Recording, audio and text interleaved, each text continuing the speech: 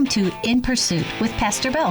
Hey, I'm just a simple guy in pursuit of knowledge, wisdom, understanding, wild game, fish that swim under the ice, tender smoked meat, tasty grilled meat, and Denise.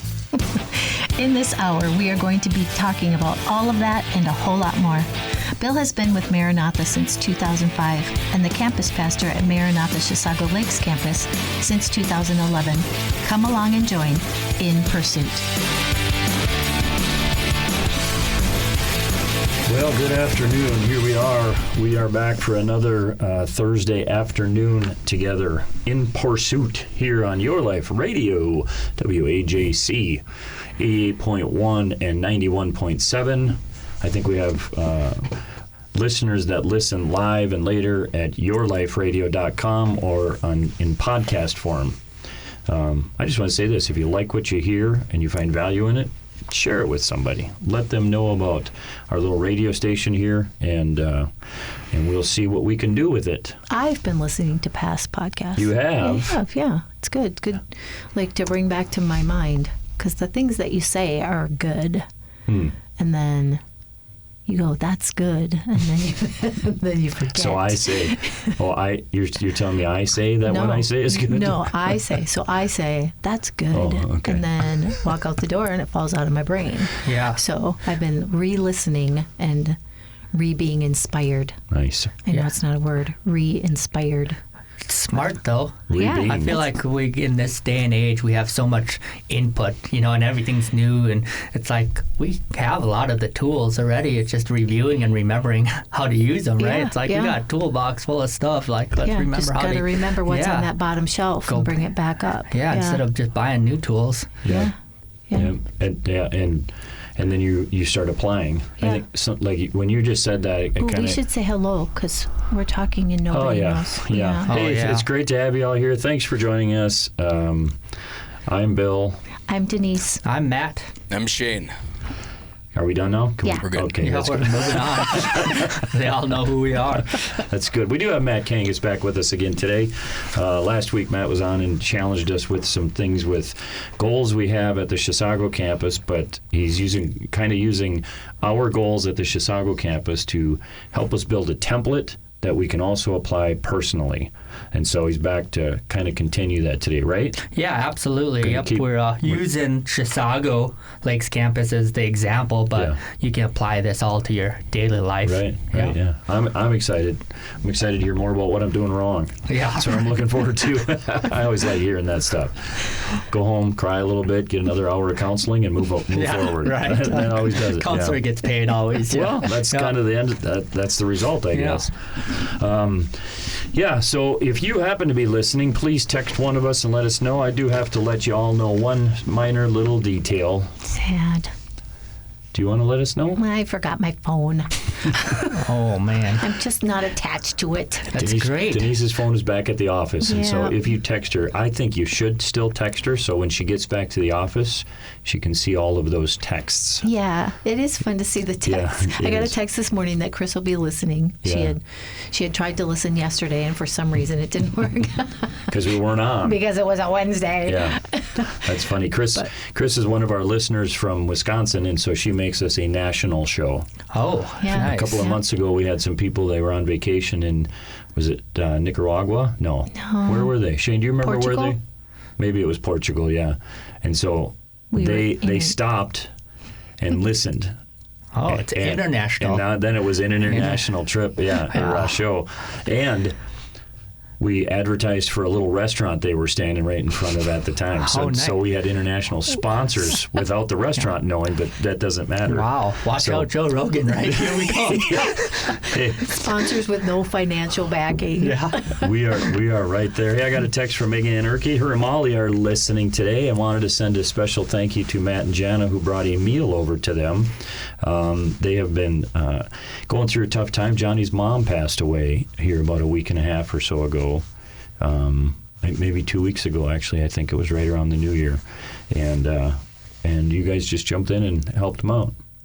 Yeah, well, they're great people, and we always just gotta stick together as a community, right? That's that's the body of the church. That's right. Right? And when we're all going through hard times, we all go through it. So little we can do, try and do it. I'm sorry if it doesn't taste good. I put it together, and I try to follow Jana's recipe and help, and I maybe took some shortcuts or didn't take some shortcuts or missed some stuff or got frustrated because I'm not a good cook, but that's I not hope true you enjoyed either.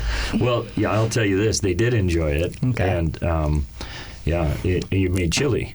Yeah. Right? Yeah. It's a different type of chili, though. Our sister-in-law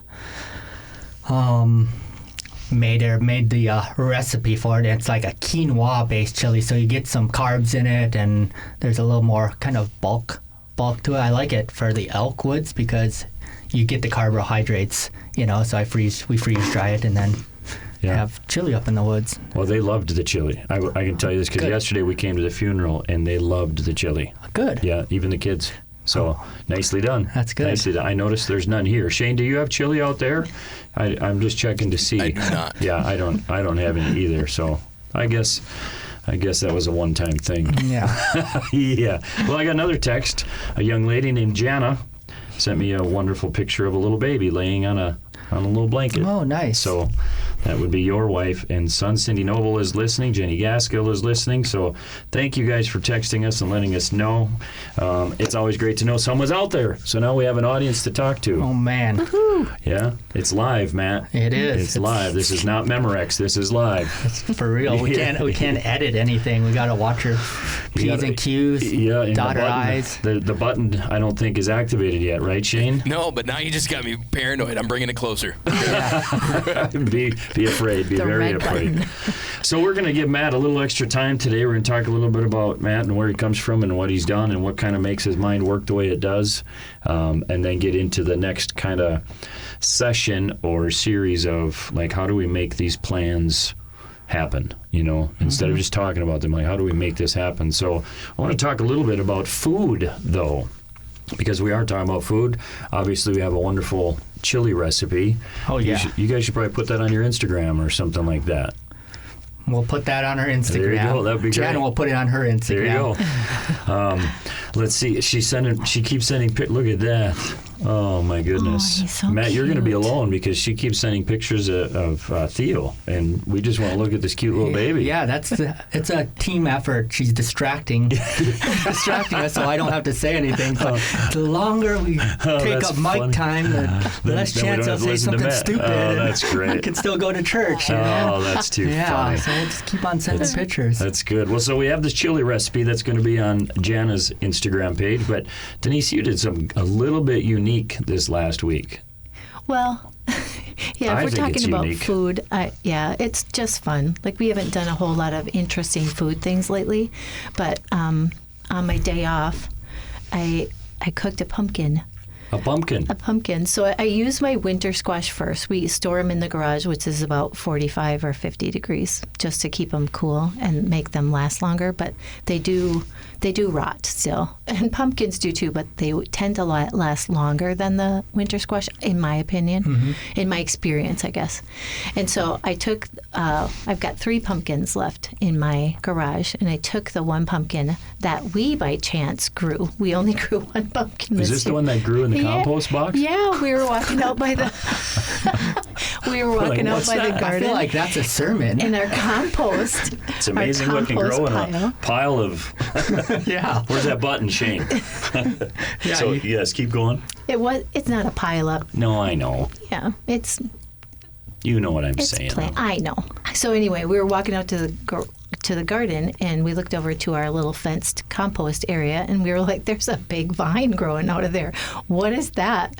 And we went over, and it was a pumpkin vine that was growing in our compost thing, and there was one pumpkin on it, and we were like, "Yes, we Nice. grew pumpkins too." Accidentally, but we grew it. Nice. Put that on our list of gardening successes. Heck yeah. So this fall, pulled that off of the vine, and it was half green, and put it in the garage.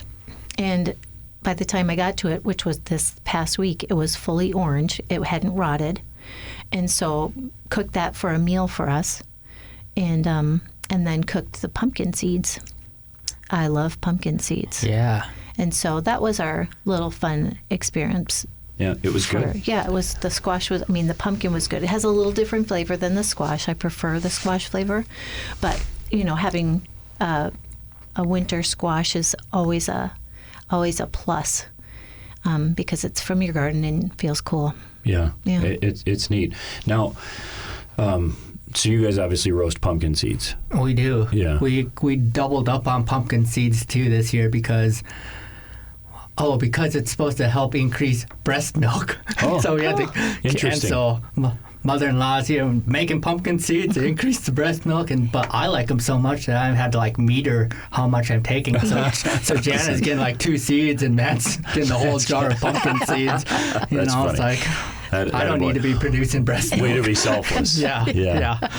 Have you ever? Because a couple weeks ago, Denise roasted butternut squash seeds. Oh yeah. Have you ever done that? No, we haven't. They're tasty. They were Okay. outstanding. No, I'm not saying side by side, but I think I liked. They seemed meatier. They seemed. Oh. It Yeah, might they have now, more. Again, the little seed inside. They have less shell, the husky thing, Yeah. fibrous thing. Okay. It has a little more of that and a little less of the outside stuff. So it was tasty. They're smaller. Yeah. But it was, they were very, Yeah. They it were was good. very good. So, yeah, if you're a squash seed type of person, I would highly recommend doing that with other squash. Oh, okay. And roast them and try them because Yeah. I really liked those a lot. Yeah. I The really did. butternut. And I noticed a butternut difference. squash. Okay. The squash seeds and Yeah. the butternut. Yeah. They were very good. And even we had some littler pumpkins that we got the seeds from. Those also were, they just seemed more tender. Yeah, Yeah. I think they were pie pumpkins. I'm Okay. not entirely sure, but the seeds were definitely smaller, Okay. and it's just got a little less of that tough Yeah. husk on the outside Yep. that a lot of people pull off when they're eating it. I don't. I just crunch through chow. it. Yeah. Yeah. But yeah, tasty. We It is. cook all the winter squash seeds. They're Nice way to utilize all the parts to. Yep. Yep. And if I don't get to cooking the squash seeds, you can actually freeze them and then take them out and cook them a month or 2 later. Okay. Yeah. So But it's a sweet, even for Christmas, she cooked them, put them in those kind of little jars, Yeah. and then gave them in stockings, Yeah. like Nice. for the kids. Yeah. Nice. It was very cool. Yeah, that's a great way to do it. We kind of have done that for their nephews. Not healthy squash and pumpkin seeds, but stuff that we make or Oh, sure. stuff we've done. A lot Yeah. of freeze-dried candy. Oh yeah, yeah. Stuff. Freeze-dried Skittles are outstanding. We should. That's what I was gonna bring is strawberries and some Skittles and Oh, yeah, freeze-dried. So yeah. fun. Next time. next time. That'll sound good on the radio.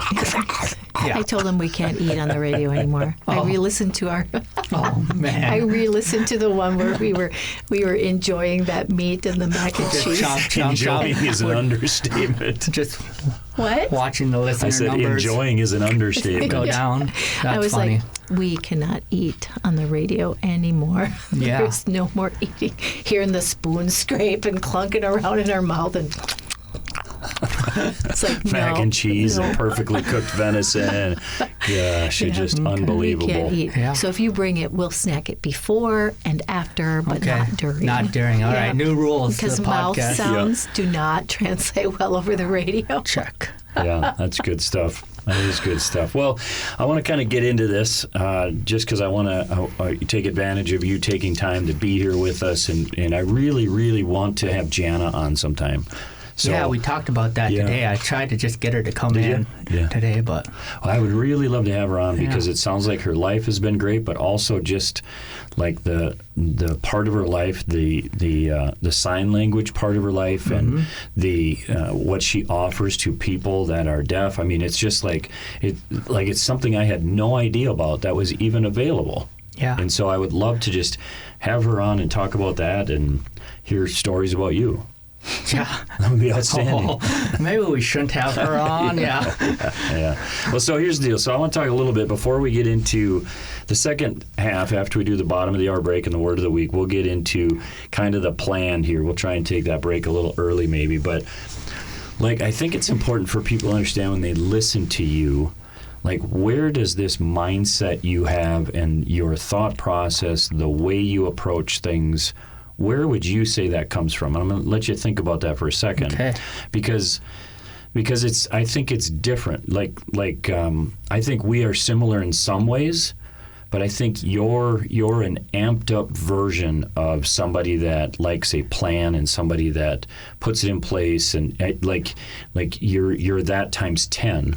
Mm-hmm. But I think in my head anyway, and I'll let you say it, but I think I understand where it comes from because of your past, because of your career, because of your experiences and all that. But where does this mindset of like putting a goal in place, looking at the coming year and not just talking about it, but like you guys write stuff down, right? Mm-hmm. Like you put this together. Where would you say that whole mindset comes from? Why is that the way you think? What was your thought? I'm not going to tell you. You know, all right. Play this game. Well, I'm going to just sit here too. Man, that's kind of a tough question. I think it's always built throughout my life. You know, I'm always growing. My underlying strength has always been like hard work, right? So the work ethic portion growing up, and so as a high schooler, college kid, I was never the smartest. I was never the biggest, never the fastest, but I always outworked people. So like, I feel like that's one of the main ingredients. You have to have some kind of like work ethic in order to go through it. Otherwise, it just looks like too much, you know, planning and making missions and such like that. But I think the big turning point was the Marine Corps. Okay. 100%. And just to be raw with it, when you think about it, it's like, especially for people that don't know my background, I was a helicopter pilot. I was specifically a AH-1 Super Cobra helicopter pilot. It's a specific type of attack helicopter, so we don't carry any passengers, nothing. We just carry missiles and guns. We're there to support Marines, soldiers, airmen that are on the ground. And with that, the raw part of that is that every mission you go on, when you go on deployment and when you go on a specific mission, you're dealing with life or death, right? There's no room for error or mistake. Mm-hmm. So there's no room to go in there without a plan, right? You have to be able to figure out and mitigate as much of the risk as possible in order to accomplish whatever mission it is. And it's dynamic at the same time, right? So it's not something that you're completely within your own control, right? Let's say you have this 2026 goal to go on a fitness or diet, like have a fitness goal or diet, right? You're mostly in control of that. When you're at war and you're dealing with life and death, like the enemy has 50% of the cards, right? Yeah. So variables outside of your control. Yeah. Yep. Lots of variables outside your controls. It's really minimizing those variables and seeing what advantages you have or we have, and then what advantages they have or disadvantages they have and advantages, and kind of pairing those up. And all that requires a lot of like planning and thought process, right? And I think then there's the vision and the motivation behind it. And it's always been like a team thing, you know, and that drives it. So it's sometimes in our personal goals, we can let ourselves down. It's fine, right? We don't accomplish our fitness goal or our financial goal. Like in the military, like I don't provide close air support, or like someone dies. Some young Marine doesn't get to go home to his mom and dad at the end of deployment, right? So it puts such a high pressure on your ability to plan stuff, and then the group of people that you're with, we all kind of think the same way. So it's always growing and growing and growing. It's like a high-end basketball team or a football team, right? You know, like you're pushing yourselves to make better plans. And like, I mean, even just mission, you walk into a brief, it's like when I was an weapons instructor, if you walked in a brief and your mission statement was weak, I'd fail you right there on the spot. Really? Just that's how serious and dedicated we were to the mission. So in short, then you just apply that to your regular day life, or just kind of just overflows to it. Yeah. And I mean, I think in regular civilian life too, it's like you got to find a balance. Everything we do can't be, strict. Even like I talked about our wedding, like sometimes I just have to get to a point of acceptance, right? Yeah. We're not life or death. We just have to enjoy the process a little bit. So I think, does that answer your question? It does, yeah, absolutely, yeah. And I think, like, it just makes me think that, so yes, we have to have balance. Yeah. But even if I look at my own personal life, and I think I'm a pretty ordinary guy, so I don't think this only would apply to me, but our pendulum has swung so far to the other side. Yeah. Where, so for you have to find the balance from this extreme plan and life and death and all that stuff. Well, and then the balance is not every situation is life and death. Yeah. But there still is a seriousness with which you have to take life. Yeah. I think for most of us, our pendulum is way over here where it just really doesn't matter. It doesn't matter what I do, how I eat, how I spend my time, whether or not I have good work ethic, whether I get there on time. I mean, like we have this this lax mindset of life and that's why I think as a culture, we find ourselves where we are, where nothing matters, and we're unbelievably unhealthy. We're unbelievably obese. We don't have a discipline when it comes to our spiritual life, our physical health, our financial life, our anything. Mm-hmm. Like we've totally thrown the discipline out. And so like you have you and your military career way over here on one side, and then I think that pendulum is far to the other ways you can get. I think, from what I see anyway, is a closer picture of where we are as a society and as a people. And I'm not talking, like, I would even say within the church. Yeah. Our discipline, our work ethic, our commitment, our planning, our executing of it, our goals, all that stuff.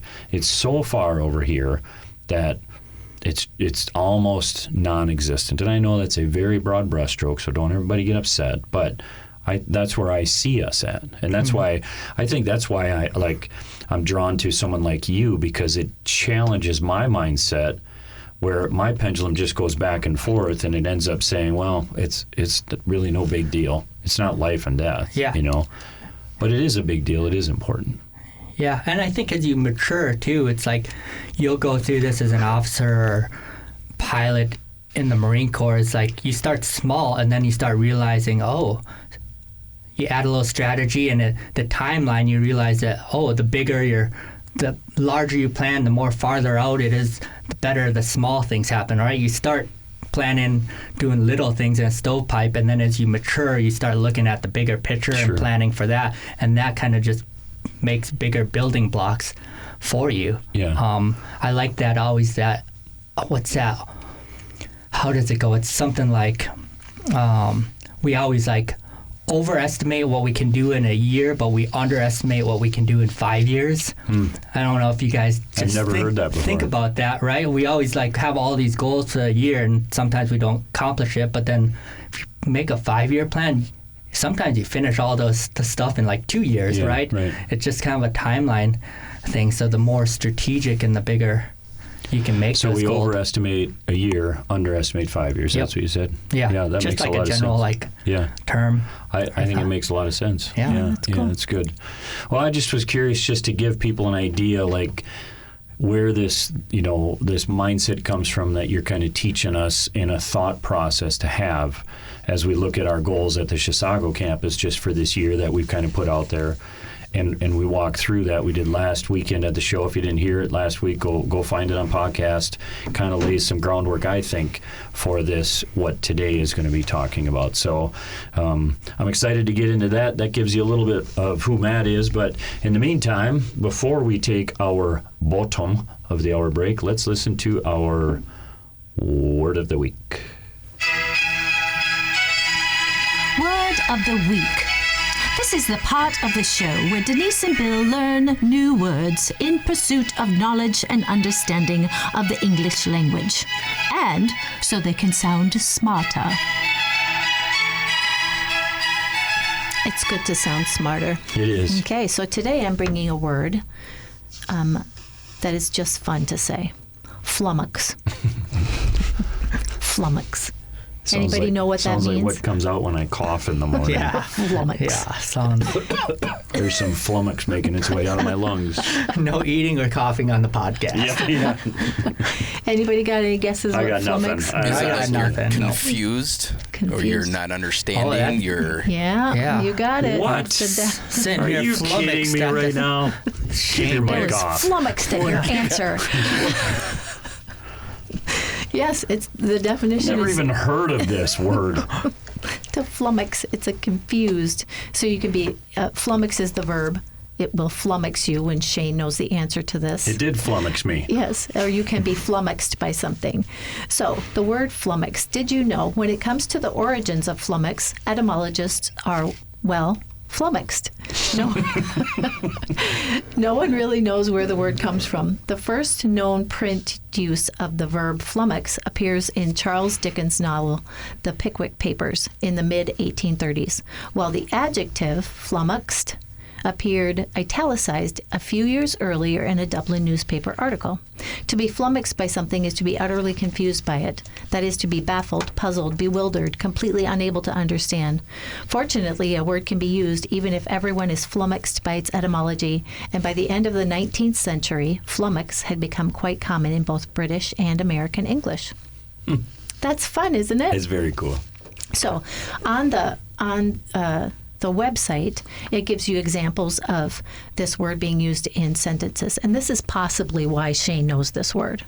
Because there are 3 examples of the word flummox or flummoxed, and they're all sports references. Like, if the 2022 Rams are any indication, even the best offensive coaches can be flummoxed by this degree of offensive line injuries. The New York Times. Or, Coach Mike McDonald's defensive unit flummoxed the 49ers offense that had been the NFL's most potent since Brock Purdy returned from an injury in Week 11.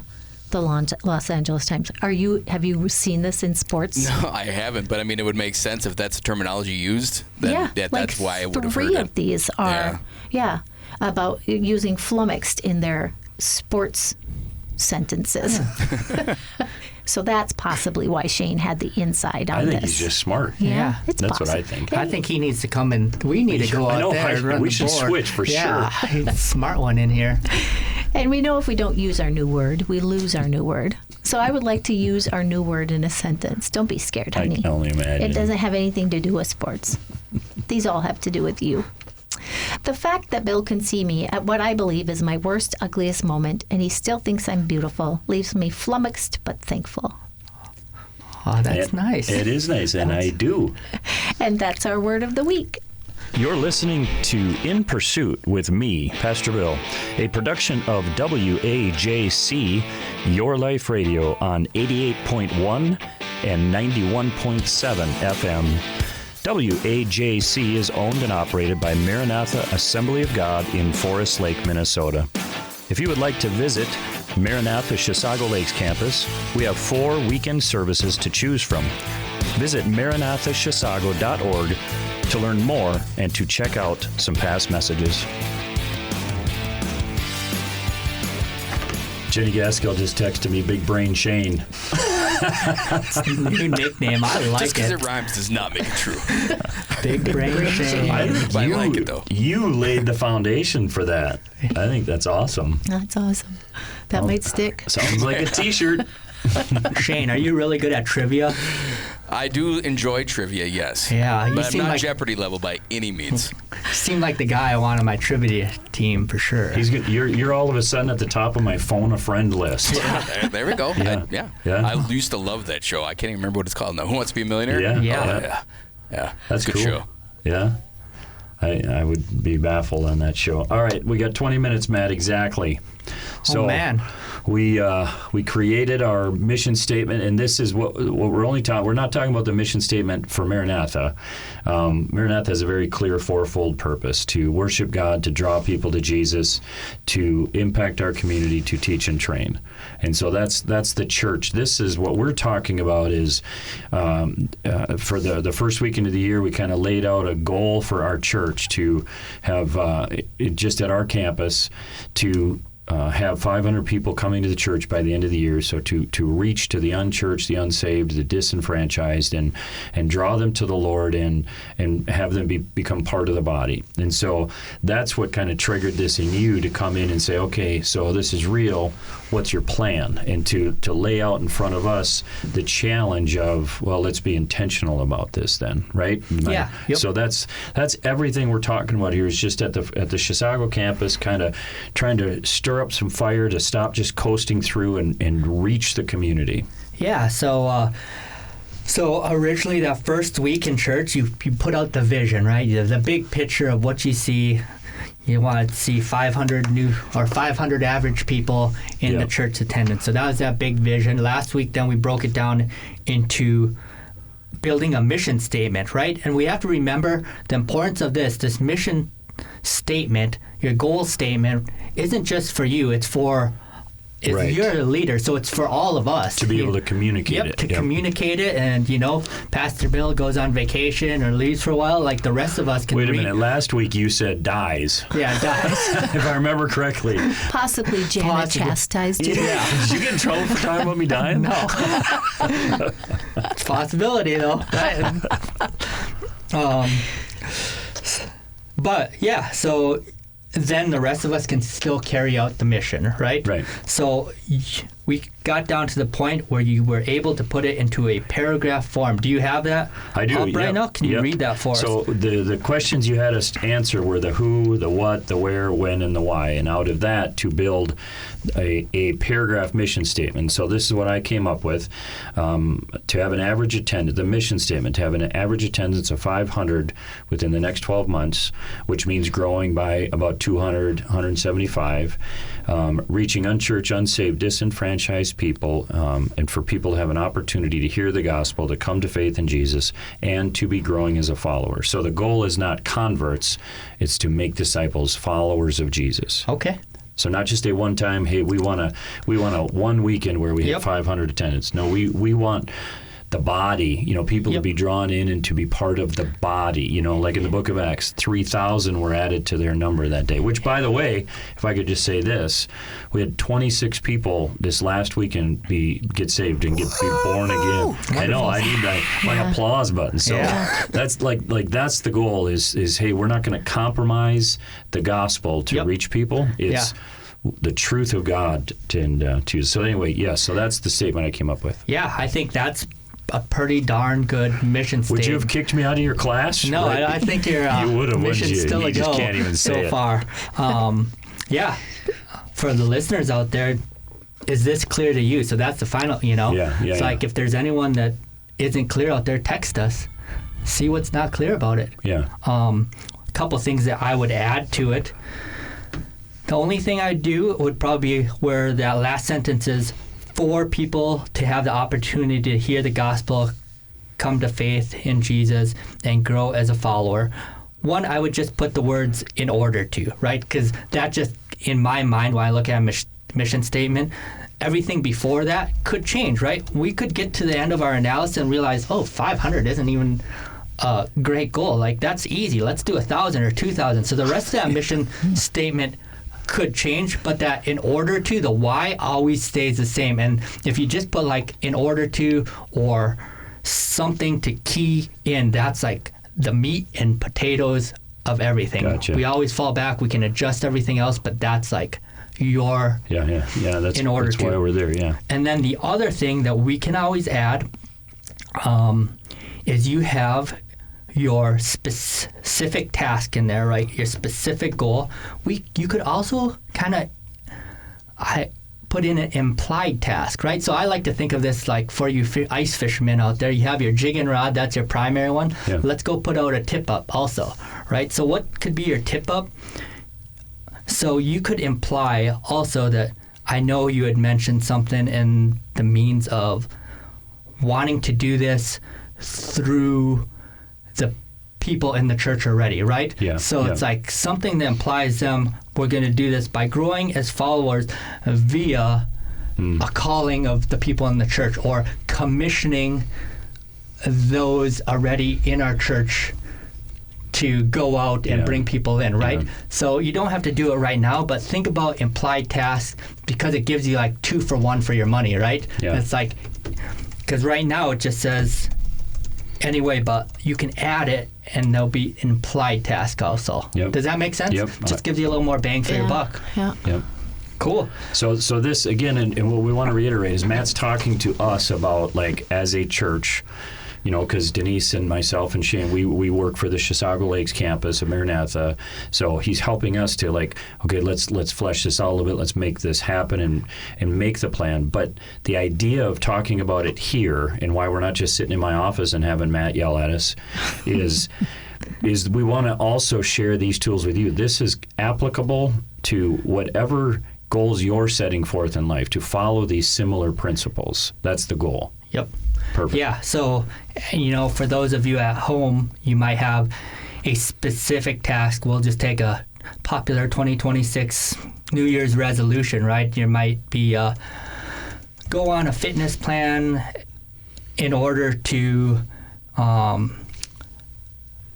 we'll just say to be healthier in general. So that's your specific task, is to be healthier in general. But then there's also implied tasks that might be embedded in that. Implied stuff might be like, oh, I want to be healthy in order to go on an elk hunt, to be able to play Sure. with my kids, to feel have more energy to take care of the house, XYZ, right? So it's like you can always add that little extra in there to help you out. Sure, yeah, right? yeah. Put your tip out. Yep. Yeah. Okay. Yeah. That's a great way to look at it. Your dead stick. Yeah, your dead stick. So the next kind of thing is we're going to really start, I like calling it nerding out. We're going to start nerding out on kind of, first, let's step back and just look at the big picture of stuff. And we're not going to spend much time of it on this. It's good because you have 12 and a half minutes. Yeah, the big picture. Are there any big geopolitical stuff, market conditions, or anything that's affecting your plan this year or your mission? For example, like, are people piling into churches right now? Like, did the Vatican put out $5,000 for every new member that joins the Catholic Church? Is that going to affect you? Do we have any other big stuff that would affect your plan? And we're just talking real big stuff that might affect Pro you. and con, or both? Both. For and against. Yeah. Yep. So Yeah. I think there are both.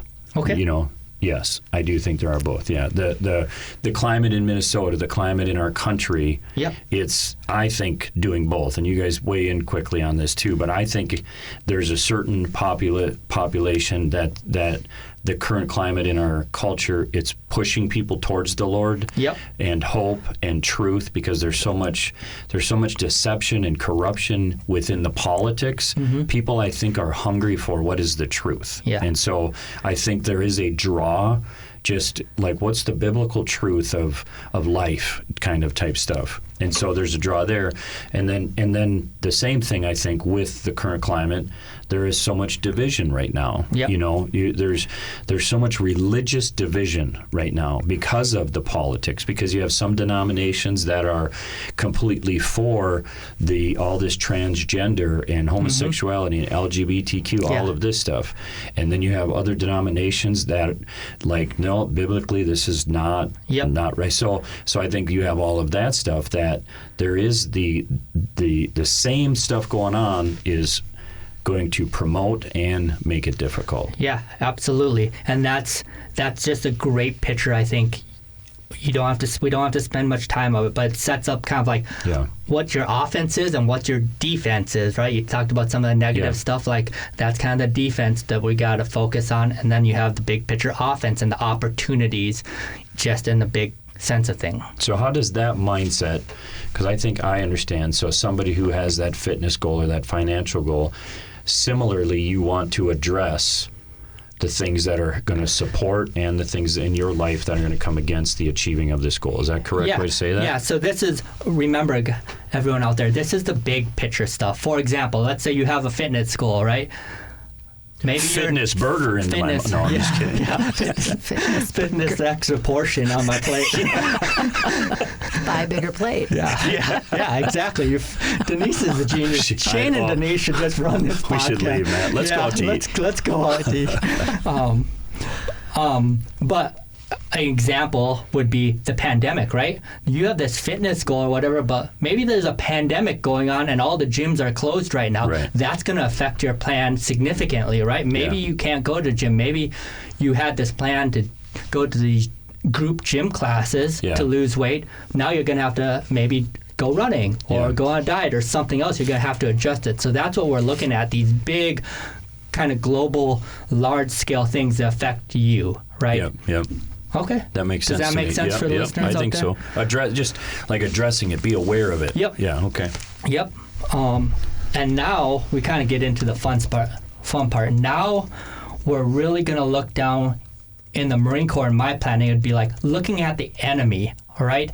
From a business standpoint, it'd be like looking at your potential customers, your clients, your buyers. Here we're looking at the people that you want to come into your church, right? Yeah. And really, really dive in to the analysis of them. And we're not analyzing them in a negative way. We might actually come out of this, it's just kind of like grouping out people, and figuring out how we can reach different groups of people, like teenagers. So you're thinking like demographics, like families and elderly. And Yep, that's exactly what I have. The composition, disposition, strengths, and demographics. That's what I have. That's 4 words of the week that we need to now have. I'm flummoxed right now. Yeah. You're using the flummox, though. That's...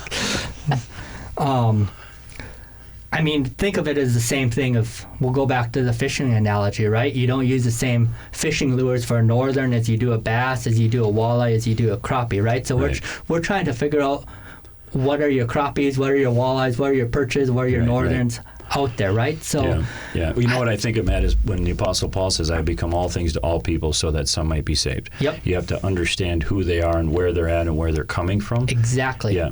Yep. Exactly. So that's kind of the next step in the process. Sure. And we can go about that just by asking some critical questions. And I put together some just in general to get us started with, but by no means are there specific ones you have to do or don't have to do. But let's just kind of dive into their behavior, and some of it's making assumptions too. So do these people in your general that you want to have come in, do they have a prior history with Christ and church? That's part of reaching the disenfranchised. Yeah. Yep. Because some of that, so again, I love this stuff, because some of that is the reality. We have to understand that some people, we're trying to draw them back to the Lord, draw them like the prodigal, understanding there's already a distrust for Christians or a distrust for the church as an organization for a variety of reasons. Exactly. And so to understand that, that makes perfect sense. There's a difference between someone that grew up not knowing any kind of Jesus or church or had any family history versus someone that grew up and then got a bad distaste. Right. So you got to treat those two people differently, right? So when you start building your plan around it, something to think about. What problems do these people have? Yeah. And not just your problems not having Jesus, but addictions. Yeah. Addictions. Divorce. Yeah. Abuse. Yeah. Emotional problems. Dysfunction. Yeah. Hopelessness. And then the physical ones too. What's prohibiting them from going to a church right now? It might be as simple as transportation, right? Yep. It might be physical handicap. Is the church accessible? Yeah. Yeah. Are they deaf and they need a sign language interpreter? I've tried with an emphatic no. What interests them? We got to think about what interests them, right? Yeah. So I'm not trying to change Pastor Bill, right? We're always going to be biblical. You're always going to have kind of your techniques and stuff, but we have to kind of roll with the punches sometimes. If you're looking at a newer generation, right, we can adapt it. Maybe it's more modern songs in the worship. Maybe it's using analogies in your sermon, There's that's very different versus if you're going to try and attract, people from the nursing home, right? Yep, totally. So thinking about the media, the world we live in today, and utilizing that, Yeah. This is a big one. What turns them off? What turns my people? preaching style.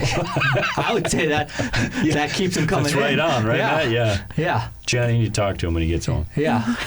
No, that's a very serious question. Yeah, exactly. What if you get somebody, and we talk about this all the time, like we talk about everybody that walks through the doors, like they're not all going to come wearing a suit and tie and a nice Sunday dress. They're not going to come. And one of the things, funny enough, to some of us, one of the things that seriously still to this day keeps people from church is, what do I wear? And if you haven't heard it, Shane's got a great story, and Shane's story actually, and his testimony of coming to the church, it's always rolling around in my mind, because Shane's he was unchurched, unfamiliar. Yeah. He called the office before he started coming and asked if he had to, did you ask if you had to make a reservation, or can you I just said I was thinking about going to the church on Saturday. What do I need to do? Do I need to, am I supposed to be a member, or was just because I had no idea that it was okay to just walk into the church? Yeah. Yeah. I thought you had to be a member or something like that. And that's somebody who's, it's not like he came from a different country or anything like that. Like, he had lived in the community for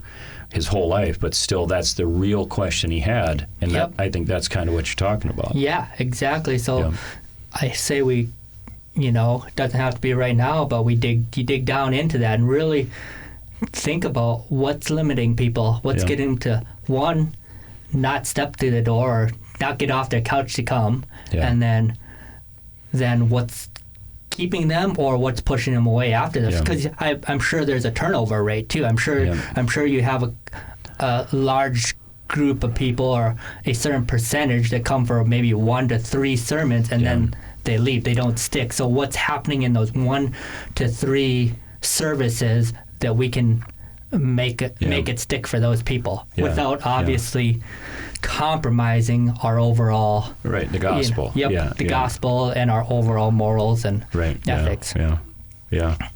So we have a couple minutes left, Matt, and I know you got I'm interested in your whole list of questions that I would love to have you send me. But in these last couple minutes, though, so just those few things, how does that translate to the person that's trying to make these changes? Do you understand what I'm asking? It's easier for me to understand how this fits for us with the church and what we're trying to do. So to that person that is listening and okay, I really want to have a plan. I've never had a plan. I want to have a plan.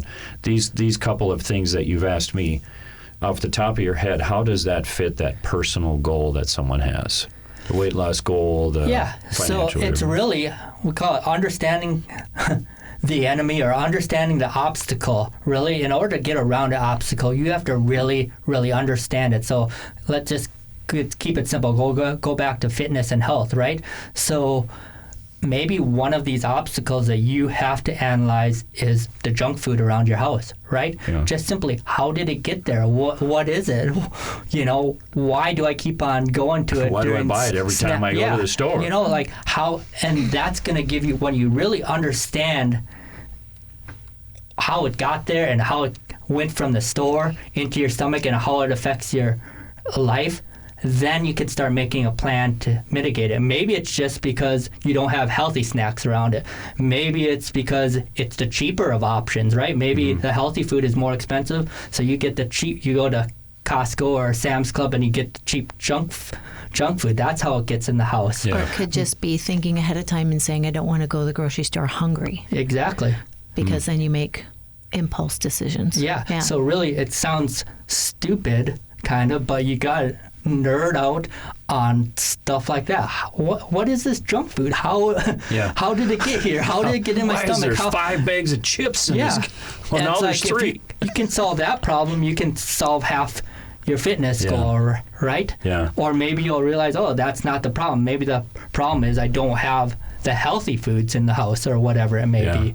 So kind of what I hear you saying, just with a few seconds left to close this up, the nerding out. Really get to the basic bare minimum. Yep. As stupid as it seems, get to that very basic, and then you're equipping yourself to address it. Yep. That's all. I'm telling you, man, we got to have you back again because we're already out of time. We're going over. I wish I would have missed or skipped all the introductions at the beginning, but thank you, Matt, for coming on so much. Awesome. I look forward to your book. Have a great day, everybody. Bye for now. Bye. Bye.